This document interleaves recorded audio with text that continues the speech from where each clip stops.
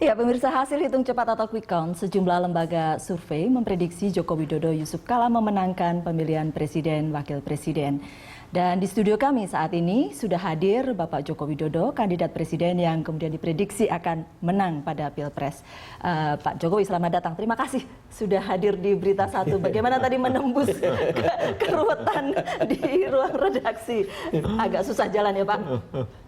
Oke. Dan sudah hadir pula seperti biasa Don Bosco Slamun, pemimpin redaksi Berita Satu News Channel. Pemirsa, Joko Widodo Yusuf Kala diprediksi menjadi presiden dan wakil presiden yang akan memenangkan Pilpres pada 22 Juli kalau tidak salah ya, pada penghitungan KPU.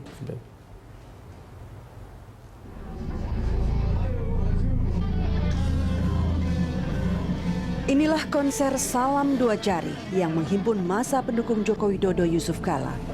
Paling besar selama kampanye pemilihan presiden wakil presiden lalu. Dengan tulang punggung slang, konser ini dihadiri puluhan ribu orang. Gelora Bung Karno Jakarta bergemuruh. Massa meneriakkan tekad memenangkan Jokowi JK. Dalam perhelatan politik sebenarnya, yaitu pemungutan suara pada 9 Juli 2014, Jokowi JK diprediksi memenangkan Pilpres oleh sejumlah lembaga survei.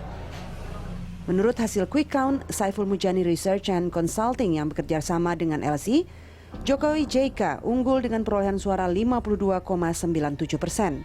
Sementara Prabowo Hatta meraih 47,03%. Demikian pula dengan hasil quick count Litbang Kompas, CSIS dan Cyrus,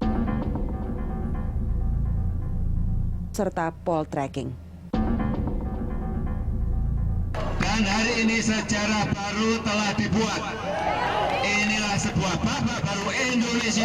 Telah dapat dinyatakan sebagai Presiden Republik Indonesia tahun 2014 sampai 2019 versi quick count yang kita unggul. Komisi Pemilihan Umum KPU akan mengumumkan siapa pemenang pemilihan presiden wakil presiden pada 22 Juli mendatang.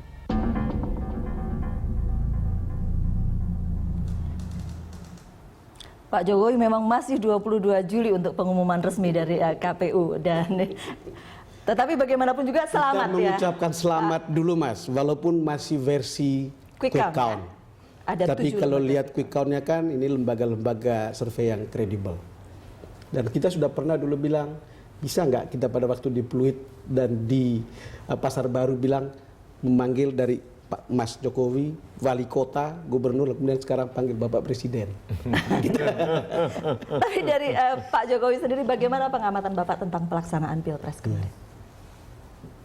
Kalau melihat di masyarakat, saya kira memang ada sebuah kegembiraan politik ya. Mereka bergembira, datang ke TPS juga dengan rasa sukacita dan senang. Dan kalau kita lihat yang hadir seperti di luar negeri, ada yang lipat 2 kali, ada yang lipat 4 kali. Ini ada sebuah antusias dan sebuah kegembiraan. Oleh sebab itu jangan dicederai oleh hal-hal yang tidak baik. Okay. Kalau ini sebuah kegembiraan Mas, sekarang ini ada terbelah masyarakat. Karena ada pendukung Pak Prabowo, kemudian pendukung Anda gitu. Supaya melanjutkan kegembiraan ini, kelihatannya Anda harus duduk bersama Pak Prabowo, mau bertemu Pak Prabowo. Bagaimana rencananya? Kalau di masyarakat, saya lihat setelah Pilpres sudah cair semuanya. Sudah cair semua. Bekerja semuanya, beraktivitas seperti biasa. Yang nelayan juga masuk ke laut, yang petani juga ke sawah, yang pelajar mahasiswa juga kuliah dan sekolah, yang bekerja di kantor juga bekerja. Saya kira sudah nggak ada sekat itu yang disampaikan Pak Don. Seteru di antara dua kubu. Antara elit kali ya? Juga tidak ada. Kalau kita kan ini kita harus sadar bahwa kita ini saudara. Pak Prabowo juga sahabat baik saya, Pak Hatta Rajasa juga sahabat baik saya, betul-betul sahabat. Okay. Dan saya juga meyakini beliau berdua ini negarawan, patriot, dan tentu saja akan menempatkan kepentingan bangsa dan negara ini di atas segalanya. Sehingga saya juga ingin sebetulnya cepat-cepatnya untuk bertemu dengan Pak Prabowo dan Pak Prabowo dan Pak Atta, tapi kayak kemarin beliau masih keluar kota, ya saya kira nanti akan kita atur. Tetapi akan kemudian Pak Jokowi yang meng-arrange untuk bertemu. Oh iya, ya kenapa tidak, sekali lagi sahabat. Ya. Sahabat. Mungkin bisa bersaing pada Pilpres ya, tetapi tetap saudara begitu ya Pak ya. Karena bagaimanapun orang melihat pada masa kampanye ini suasananya memang tensinya panas kalau boleh dibilang tensinya tinggi. Udaranya aja yang panas. Setidaknya begini Mas, Nggak ada. Mungkin ramenya di media barangkali ya, tetapi maksud saya kan ada black Media campaign dan pada waktu sosial media, dan sosial media soalnya. ramai sekali. Kan kita mengukur tensinya dari situ. Ya ramai kan di sosial, yang paling ramai memang di sosial media, saya baca. Tetapi di masyarakat juga biasa-biasa saja, nggak ada ini apa-apa. Mana nggak ada apa gesekan atau apalagi benturan, nggak ada, kok nggak ada. Jadi jangan dibesar-besarkan lah. Kita ini sudah cair lagi, kembali menjadi masyarakat Indonesia lagi, menjadi warga negara Indonesia lagi, dan ya menurut saya sudah nggak ada apa-apa. Kalau tadinya kita bicara dari kami dan kamu, pihak kami dan pihak kamu, mungkin sekarang kita bisa bicara ini kita. Iya, sudah nggak ada. Kita Indonesia udah nggak ada. Mas, saya sudah hampir berapa pemilu ya kita liput sebagai wartawan nih. Dan pemilu kali ini paling mendebarkan. Saya heran karena sebagai wartawan kita sebetulnya tidak ada kepentingannya untuk berdebar-debar. Tetapi kali ini berdebar-debar begitu loh. Karena memang situasinya seperti itu. Salahnya aja yang berdebar-debar. Saya aja biasa-biasa aja. Tapi Pak Jokowi tidak berdebar-debar memang. Enggak, biasa-biasa saja. Karena kalau kita lihat bagaimana kemudian kampanye, dari mulai kampanye yang ya positif, negatif, hitam dan sebagainya sudah tidak jelas lagi seperti apa bentuknya. Ya biasa, saya kan mengalami seperti ini enggak sekali, 2 kali, 3 kali kan. Udah 4 kali di wali kota, 2 kali di gubernur, putaran-putaran, berarti kan sudah 4 kali. Ini yang kelima dan ya saya udah kenyang lah yang seperti itu. Dibandingkan dengan yang sudah Pak Jokowi alami, apa keistimewaan Pilpres kali ini? Ya sama saja. Apa sih? Bedanya cuma yang milih lebih banyak begitu ya Pak? Ya saya melihat yang ya bedanya ya juga kita misalnya kayak kampanye dulu hanya di wilayah yang kecil di kota, kemudian di provinsi, sedang sekarang wilayah yang sangat luas dari Sabang sampai Merauke harus kita datangi, dan ya alhamdulillah semuanya ya baik-baik saja, nggak ada masalah. Setelah berlalu sekecil apapun loh, nggak pernah di lapangan ada sesuatu yang kita lihat atau sesuatu yang kita alami, nggak ada. Sudah beberapa hari berlalu Mas.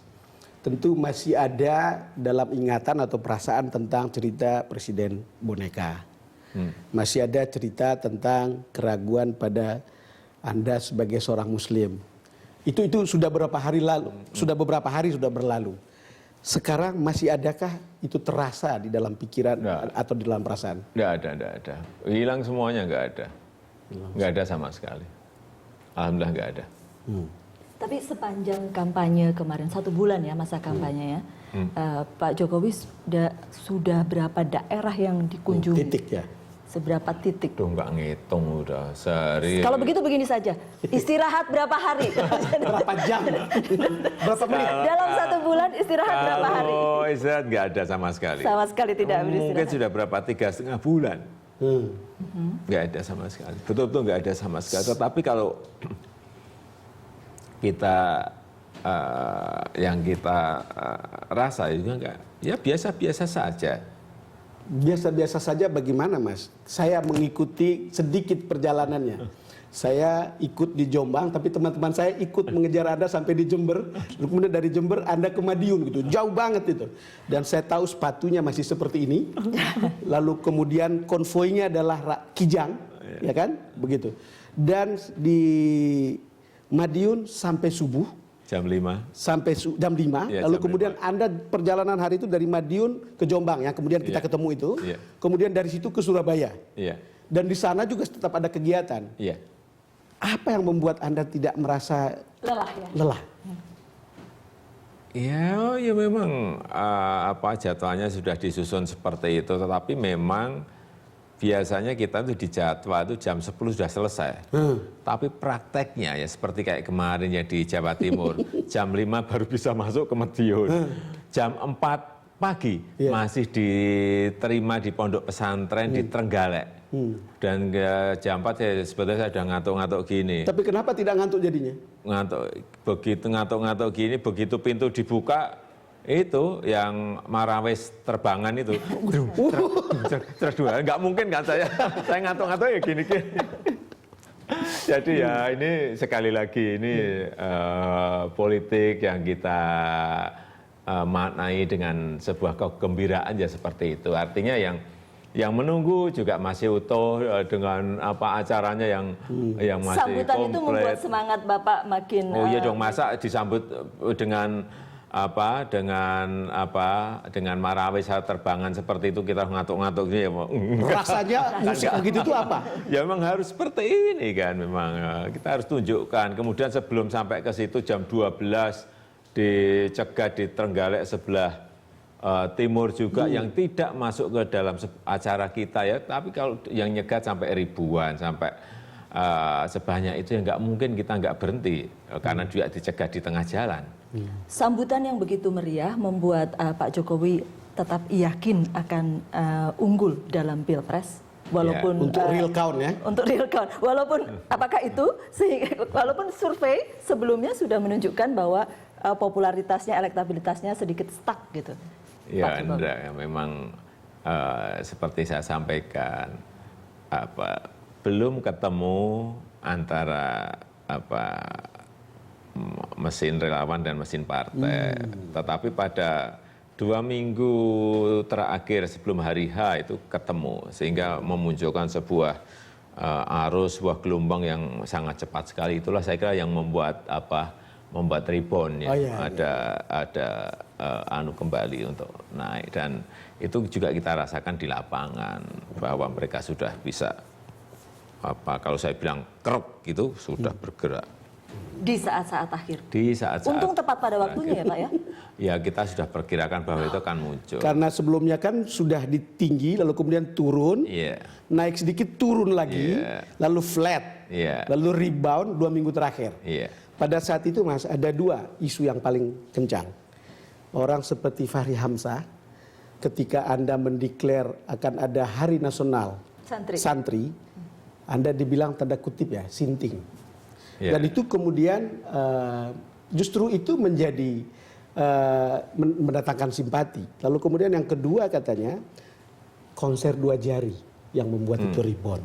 Seperti apa yang Anda pikirkan? Ya kalau saya kalau saya misalnya ada yang mengomentari seperti itu, buat saya juga dalam politik ya biasa saja. Tetapi masyarakat berbeda, yang mungkin memandangnya berbeda, tapi buat saya biasa saja. Biasa saja. Tetapi yang kedua, yang tadi yang konser Salam 2 Jari tadi, yang memang saya waktu masuk ke pintu gerbang itu betul-betul nggak terbayangkan sama sekali bahwa orangnya sebanyak itu, dan semuanya di bawah, di atas, semuanya penuh, dan saya nggak membayangkan sama sekali. Saya betul-betul waktu masuk betul-betul terkejut gitu. Terkejut. Oke, Pak Jokowi, kita akan lanjutkan sesaat lagi ya. Kami break dulu. Pemirsa, kami akan kembali untuk Anda sesaat lagi.